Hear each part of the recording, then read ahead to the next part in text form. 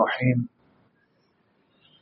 نحمده ونصلي ونسلم على رسوله الكريم أما بعد فأعوذ بالله من الشيطان الرجيم بسم الله الرحمن الرحيم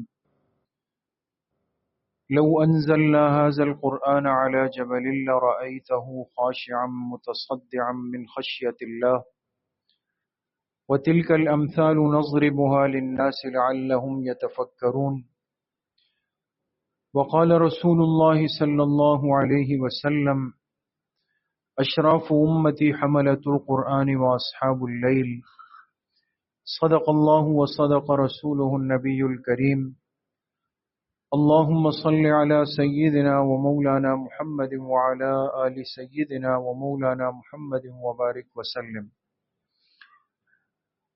اللہ رب العزت کا بہت بڑا کرم اور احسان ہے کہ آج الحمدللہ 15ویں شب میں جو قرآن کریم کی تکمیل کی ترتیب طے ہوئی تھی وہ بہت ہی عافیت اور ترتیب کے ساتھ پائے تکمیل کو پہنچ گئے۔ اللہ تعالیٰ اس ختم قرآن کو، اس تکمیل قرآن کو اپنی بارگاہ میں اپنی شان کے مطابق قبول و منظور فرمائے، اور ہمارے عزیز مولانا عبد المحیمن صاحب اور ان کے برادر کبیر نے جو قرآن کریم یہاں پر مصلی پر سنایا ہے، اللہ پاک ان حضرات کو بھی، ان کے والدین کو اور تمام جو سامعین و حاضرین تھے اور آج کی مجلس میں ہم جتنے حاضر ہوئے ہیں، اللہ ہم سب کو اس قرآن پاک کی برکتیں اپنی شان کے مطابق نصیب فرمائے۔ آپ احباب جانتے ہیں کہ اس منزل پر 15 راتوں میں قرآن کریم کے ختم کا سلسلہ بہت طویل عرصے سے چل رہا ہے۔ ہم سب کے مشفق اور سرپرست حضرت مفتی محمد قاسم العباسی صاحب نور اللہ مرقدہ وہ اس منزل پر قرآن کریم سناتے تھے۔ گزشتہ 2 سال قبل یہی رات تھی اور ختم قرآن کریم کی مجلس تھی، تو بڑی ایک عجیب و غریب کیفیت تھی، آپ حضرات کو یقیناً یاد ہوگا۔ تو بس نیچے سے اوپر تک کا یہ جو سفر ہوتا ہے، نیچے کے مصلی سے اوپر آنے تک، اب یہ دوسرا سال ہے کہ وہ سارے مناظر اور وہ صورتحال اور وہ کیفیات وہ اندر ایک ہلچل مچا دیتے ہیں۔ بہرحال اللہ پاک کا ایک ضابطہ ہے، ایک نظام ہے، اور اللہ کے خوش نصیب بندے ہوتے ہیں کہ جو ایسی مبارک مجلسوں میں یاد رہ جاتے ہیں، جن کی یادیں ان کے وجود کو ہمیشہ زندہ رکھتی ہیں۔ تو تمام احباب یقیناً ان کو دعاؤں میں، ہماری والدہ مرحومہ کو دعاؤں میں یاد رکھتے ہوں گے، یہ ان کا ایک بہت بڑا حق ہے۔ اور ماشاءاللہ حضرت مفتی صاحب کی معیت میں ہمارے یہ عزیز چل رہے تھے، اور ان کے بعد ان کے مصلی کو بہت ہی احسن اور اچھے انداز سے انہوں نے سنبھالا۔ اللہ پاک ان کی عمر میں، صحت میں خوب برکت نصیب فرمائے، ہر قسم کے نظر بد اور حسد سے اللہ ان کی اور ہم سب کی حفاظت فرمائے۔ قرآن کریم در حقیقت اللہ سے عشق کا ایک ذریعہ ہے، اس لیے کہ اللہ کا کلام ہے، اور انسان جس سے سچا عشق کرتا ہے نا، سچا پیار کرتا ہے اور سچی محبت کرتا ہے، تو اس کی باتیں بار بار دہراتا ہے۔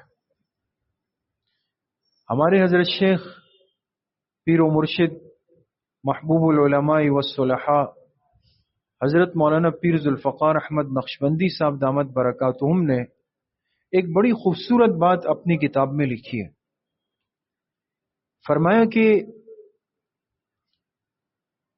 اولاد تو ہر ماں باپ کو عزیز ہوتی ہے، اس میں تو کوئی شک نہیں، چاہے وہ کتنی بھی بڑی ہو جائے، اولاد اولاد ہوتی ہے۔ لیکن اگر اولاد ماں باپ کی زندگی میں آنکھوں سے تھوڑا دور چلی جائے، کبھی ایسا بھی ہوتا ہے نا کہ بچے جو ہے وہ ملک سے باہر چلے جاتے ہیں، ان کی جاب باہر لگ جاتی ہے، وہ کمائی کے لیے، روزگار کے لیے قربانی دے کے باہر چلے جاتے ہیں۔ اب یہ جو بچے ملک سے باہر ہوتے ہیں، ماں باپ کی آنکھوں سے دور ہوتے ہیں، تو وہ یقیناً زیادہ یاد آتے ہیں۔ تو حضرت فرماتے ہیں کہ ایسے بچوں کی جو ماں ہوتی ہے، ان کی جو والدہ ہوتی ہے، یہ جس مجلس میں بھی بیٹھ جائے اور جن عورتوں کے ساتھ بھی بیٹھ جائے، جس ماحول کے اندر بھی بیٹھ جائے، لیکن اس ماں کی ایک خاص پہچان ہوتی ہے کہ یہ گھما کے پھرا کے آگے کر کے پیچھے کر کے کہیں بھی ہو، اپنے اس بیٹے اور بچے کا تذکرہ چھیڑے گی جو اس کی آنکھوں سے دور ہے، بار بار کہے گی وہ ایسا تھا، اس نے میری بڑی خدمت کی، وہ مجھے بڑا پیارا تھا۔ کیوں؟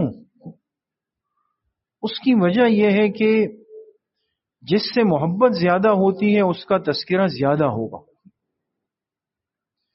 اللہ سے محبت زیادہ ہے تو اللہ کا تذکرہ بھی زیادہ ہوگا، اور اللہ کے تذکرے کے لیے جو ہمیں اس زندگی میں جو ترتیب دی گئی دوستوں، وہ کس شکل میں ہے؟ وہ قرآن کریم کی شکل میں۔ یہ قرآن کریم در حقیقت کیا ہے؟ یہ اللہ سے باتیں کرنا ہے، اللہ کی باتوں کو سننا ہے۔ قرآن کی ایک ایک آیت وہ در حقیقت کس ذات سے نکلا ہوا کلام ہے؟ اللہ کا۔ سب سے پہلے اللہ نے خود قرآن کی تلاوت فرمائی، یہ اللہ کا کلام ہے، یہ اللہ کی باتیں ہیں۔ اور جب بندہ قرآن کی تلاوت کرتا ہے تو حقیقت میں یہ کیا کرتا ہے؟ اللہ سے مناجات کر رہا ہے، اللہ سے راز و نیاز کر رہا ہے، اللہ کی باتوں کو بار بار دوہرا رہا ہے۔ اور کیوں دوہرا رہا ہے؟ اللہ سے اپنی محبت، اپنے عشق اور اپنے پیار کا اظہار کر رہا کہ مجھے اللہ سے بڑی محبت ہے۔ اس لیے میرے عزیزوں، دوستوں، بزرگوں، ہم تو وقت کو ضائع زیادہ کرتے ہیں۔ ہم نے تو زندگی کا زیادہ حصہ حقیقت میں دیکھا جائے تو ہم نے تو ضائع کر دیا ہے، لیکن جو اس وقت کی قدردانی جانتے ہیں انہیں اندازہ ہوتا ہے کہ وقت کو کیسے محفوظ کرنا ہے۔ عبداللہ ابن مبارک رحمت اللہ علیہ اس امت کے بہت بڑے انسان گزرے ہیں، تابعی ہے۔ وہ فرماتے ہیں کہ میں حج کے لیے گیا، اور جب حج سے فارغ ہوا تو غربت کا زمانہ تھا، اور حاجی اپنے اپنے ملکوں کو روانہ ہونا شروع ہو گئے۔ جس کے پاس سواری تھی وہ سواریوں پر بیٹھ گئے، کوئی اونٹ پر، کوئی گھوڑے پر، کوئی خچر پر، اور جو میری طرح غریب تھے وہ پیدل چل پڑے۔ اب میں اکیلا آدمی گیا تھا، اکیلا واپس آ رہا ہوں۔ چلتے چلتے چلتے میں ایک جنگل بیابان سے گزر رہا تھا، اور اتنے میں میری نظر پڑی کہ ایک عورت ہے جو اونٹنی پر بیٹھی ہوئی ہے اور بہت زیادہ پریشان ہے۔ مجھے بڑا تعجب ہوا کہ اس ویرانے میں ایک عورت کا، اور اکیلی عورت کا کیا کام ہے؟ تو میں نے کہا خبرگیری کرنی چاہیے، معمر عورت تھی، بڑی عمر کی۔ تو میں قریب گیا۔ اب جیسے ہی میں قریب ہونے لگا، اس عورت نے اونچی آواز سے کہا، قل للمؤمنین یغضوا من ابصارہم۔ ابھی ہمارے خلاصے میں یہ بات، قرآن کی آیت پڑھی، قل للمؤمنین یغضوا من ابصارہم، کہ ایمان والوں سے کہہ دو کہ اپنی نگاہیں جھکا لیں۔ اب دیکھیں، یہ نہیں کہا کہ بھئی میں عورت ہوں تم پردہ کر لو، قرآن کی آیت پڑھ کے اشارہ کیا۔ میں سمجھ گیا۔ میں نے پوچھا کہ آپ کون ہیں؟ تو کہا کہ وَمَن يُضْلِلْهُ فَلَا هَادِيَ لَهُ، جس سے اللہ راستہ گم کر دے اس کو کون راستہ دکھائے؟ میں سمجھ گیا کہ ایک عورت ہے، راستہ بھٹک گئی ہے۔ میں نے پوچھا آپ کہاں سے آ رہی ہے اور کہاں کا سفر ہے؟ تو کہنے لگی سبحان الذی اسری بعبدہ لیلا من المسجد الحرام الی المسجد الاقصی۔ میں سمجھ گیا کہ عورت حج کر کے نکلی تھی اور اب واپسی کا سفر ہے، اور اس کا تعلق فلسطین جہاں مسجد اقصی ہے، یہ وہاں جانا چاہتی۔ تو میں نے پوچھا کہ آپ کے لیے کچھ کھانے کے لیے لے آؤں؟ میرے پاس کھانے کا سامان رکھا ہوا ہے۔ کہنے لگی ثم اتم الصیام الی اللیل، اللہ فرماتے ہیں کہ روزہ رات تک پورا کر لو۔ معلوم ہوا کہ عورت روزے سے تھی۔ میں نے پوچھا کہ ماں جی یہ تو رمضان نہیں ہے، آپ تو مسافر ہیں، آپ نے کیوں نفلی روزہ رکھا؟ کہنے لگی وما تفعلوا من خیر یعلمہ اللہ، اللہ فرماتے ہیں جو بھلائی کا کام کر سکو اللہ کے لیے کر لو، اللہ کے ہاں وہ محفوظ ہو جائے گا۔ میں سمجھ گیا کہ عورت بہت صاحب تقوی ہے، تو میں نے اپنا اونٹ اس کے اونٹ کے قریب کیا اور میں نے کہا کہ چلے میں آپ کو آپ کے گھر چھوڑ دیتا ہوں، آپ اپنا اونٹ میرے اونٹ کے ساتھ لگا لیں۔ اب جب راستے میں چلنے لگے تو سفر ہے، اب ایک عورت کو بیت المقدس تک چھوڑنا ہے، میرا روٹ بالکل تبدیل ہو گیا، اب راستہ کیسے کاٹیں؟ تو میں نے کچھ عربی کے اشعار پڑھنا شروع کر دیے تاکہ سفر کٹے۔ اشعار تو وہ عورت نے کہا فَقْرَؤُوا مَا تَيَسَّرَ مِنَ الْقُرْآنِ، اللہ فرماتے ہیں جتنا قرآن یاد ہو اس کو پڑھتے رہو، تم اشعار پڑھ رہے ہو۔ میں سمجھ گیا کہ اس کو اشعار پسند نہیں، قرآن کی تلاوت میں نے شروع کر دی۔ اب چل رہے میں دل میں آیا کہ اگر میں اس کو فلسطین تک لے جاتا ہوں تو مجھے کیسے اندازہ ہوگا کہ اس کا گھرانہ کیا ہے، خاندان کیا ہے، لوگ کون ہیں؟ تو میں نے پوچھا کہ آپ کی اولاد ہے؟ تو اس نے کہا وَيَجْعَلُ لَكُمْ بَنِينَ وَحَفَدًا، کہ اللہ نے مجھے بیٹے بھی دیے ہیں، مجھے پوتے بھی دیے ہیں۔ تو میں نے پوچھا کہ آپ کے بیٹوں کو کیسے پہچانیں گے؟ کہا وَبِالنَّجْمِ هُمْ يَهْتَدُونَ، نجم کہتے ہیں ستاروں کو، اشارہ کیا کہ میرے بیٹے ایسے ستاروں کی طرح خوبصورت ہیں، جب جاؤ گے تو تم پہچان لو گے ان بیٹوں۔ چلتے چلتے چلتے ہم پہنچے، فلسطین میں داخل ہوئے، تو جیسے ہی عورت نے آبادی کو دیکھا فوراً کہنے لگی وَكَلَّمَ اللَّهُ مُوسَى تَكْلِيمًا وَاتَّخَذَ اللَّهُ إِبْرَاهِيمَ خَلِيلًا هُنَالِكَ دَعَا زَكَرِيَّا رَبَّهُ۔ کتنے پیغمبروں کے نام لیے؟ 3 پیغمبر۔ وَكَلَّمَ اللَّهُ مُوسَى تَكْلِيمًا، جب کہا تو ایک خوبصورت نوجوان کھڑا ہوا، اس بیٹے کا نام موسیٰ تھا۔ پھر کہا وَاتَّخَذَ اللَّهُ إِبْرَاهِيمَ خَلِيلًا، ایک اور خوبصورت نوجوان کھڑا ہوا، معلوم ہوا اس بیٹے کا نام کیا تھا؟ ابراہیم تھا۔ پھر کہا هُنَالِكَ دَعَا زَكَرِيَّا رَبَّهُ، ایک تیسرا خوبصورت نوجوان کھڑا ہوا، معلوم ہوا اس کا نام کیا تھا؟ زکریا تھا۔ اب میں وہاں سے یہاں تک بڑا حیران کہ یہ عورت کچھ بولتی ہی نہیں۔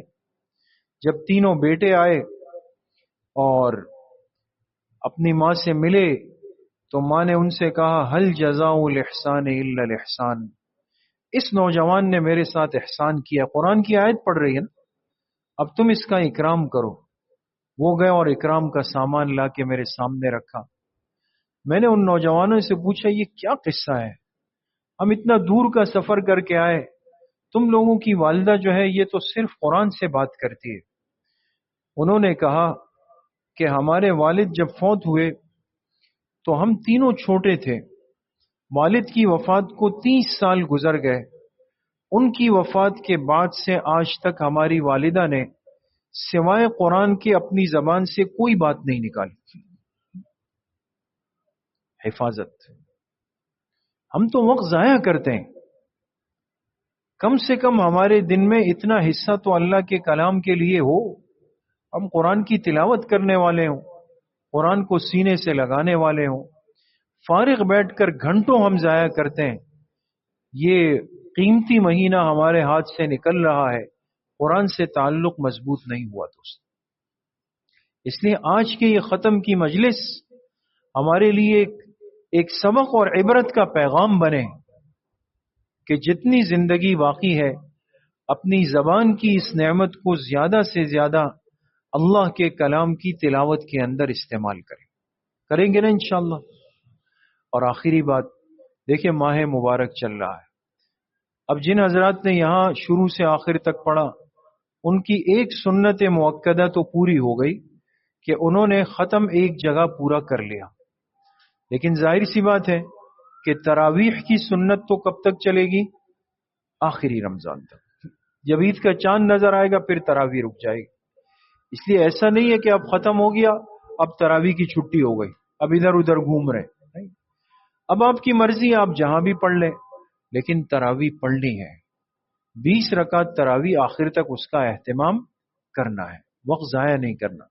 اور پھر خصوصیت کے ساتھ دیکھیں آخری عشرہ آنے والا ہے 5 دن کے بعد، آخری عشرہ وہ سب سے قیمتی عشرہ اس مہینے کا مغز ہے، جس میں لیلۃ القدر ہے، جس کی تلاش کے لیے بہت بڑا طبقہ مسجد میں معتکف بن کے بیٹھ جاتا ہے نا۔ اعتکاف کا ایک بڑا مقصد لیلۃ القدر کو حاصل کرنا ہے۔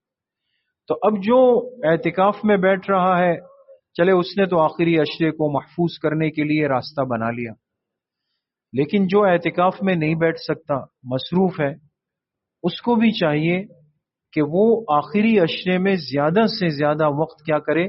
مسجد میں گزارنے والا بنے، زیادہ وقت مسجد میں گزار۔ ٹھیک ہے آپ سنت اعتکاف میں نہیں بیٹھے، لیکن یہ نیت سب کریں کہ بھئی آخری عشرے میں نفلی اعتکاف میں تو سب بیٹھیں گے انشاءاللہ، ہے نا۔ نفلی اعتکاف کے لیے تو کوئی ضروری نہیں کہ آپ بستر لائیں، آپ مسجد میں رات گزارے، بس جیسے آفس سے آئے، جیسے دکان سے آئے، جیسے فارغ ہوئے یا کہ مسجد میں بیٹھ جائیں، تلاوت، معمولات، تسبیحات میں مصروف ہو جائیں، ٹھیک ہے نا انشاءاللہ۔ اور اس کے ساتھ ساتھ بھائی جن حضرات نے ماشاءاللہ آج ختم کر لیا، اور تھوڑی سی ہمت کر لیں اور تھوڑا سا وقت اللہ کے راستے میں لگا دیں۔ ہمارے ہاں تبلیغ والے حضرات کہتے ہیں بھائی کم سے کم وقت کتنے دن لگانا ہے؟ 3 دن، سہ روزہ ہے۔ تو بھائی جن ساتھیوں نے آج ختم کر لیا ہو اور آگے ان کے اعتکاف کی ترتیب بھی اگر نہیں بن پائی ہو، تو وہ یہ نیت تو کم سے کم کر لیں کہ بھئی 3 دن اللہ کے راستے میں لگائیں گے نا انشاءاللہ۔ بھئی جو لگانے کا ارادہ وہ صرف ہاتھ اٹھا لے، ابھی نام لکھنے کا تو وقت نہیں ہے، ساتھی ہاتھ اٹھا لے، کم سے کم اظہار کر دیں کون کون 3 دن اللہ کے راستے میں لگائے گا ماشاءاللہ۔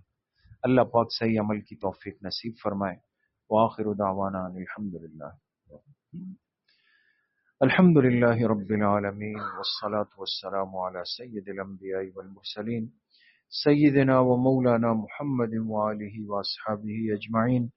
یا اللہ یا ارحم الراحمین، ہمارے صغیرہ کبیرہ ظاہراً باطناً ہر طرح کے گناہوں کو معاف فرما دے۔ یا اللہ پوری امت کے گناہوں کو معاف فرما دے، یہ رضا والی زندگی نصیب فرما دے۔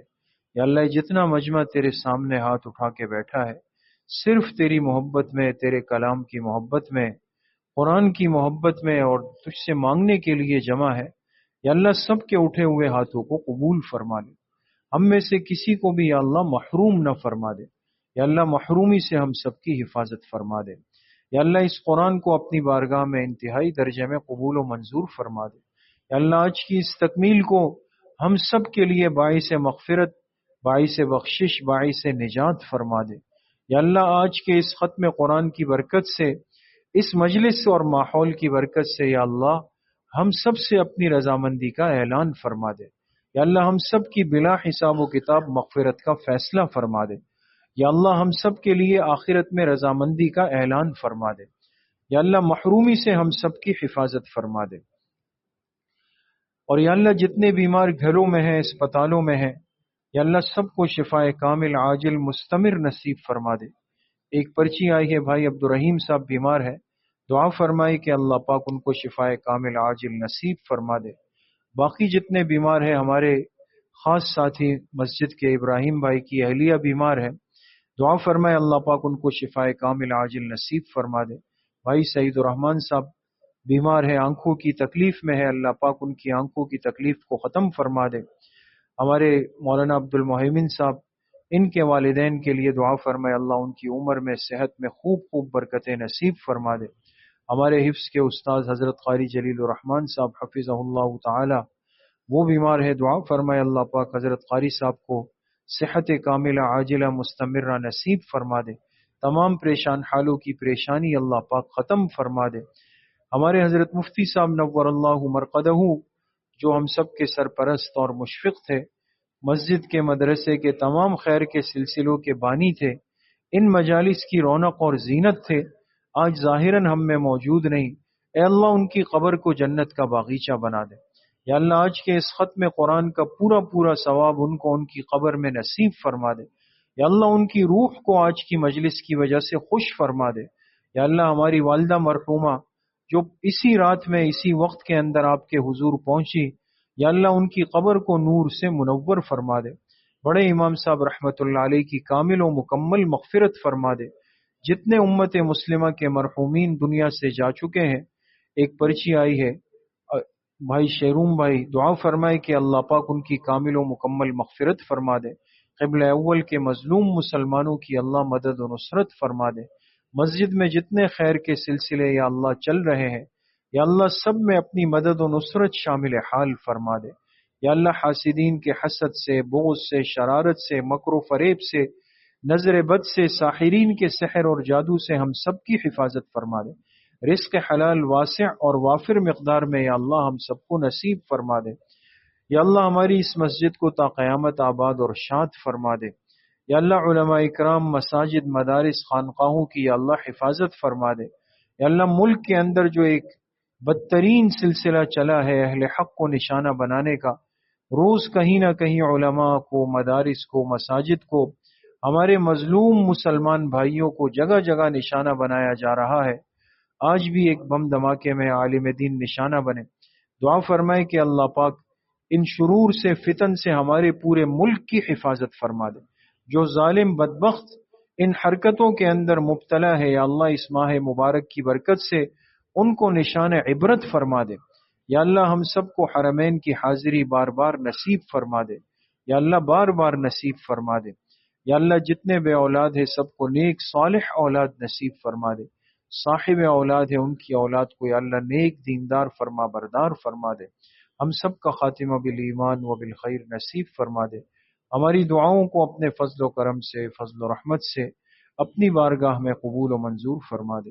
وصلی اللہ وسلم علی نبینا محمد وآلہ وصحبہ اجمعین برحمتک۔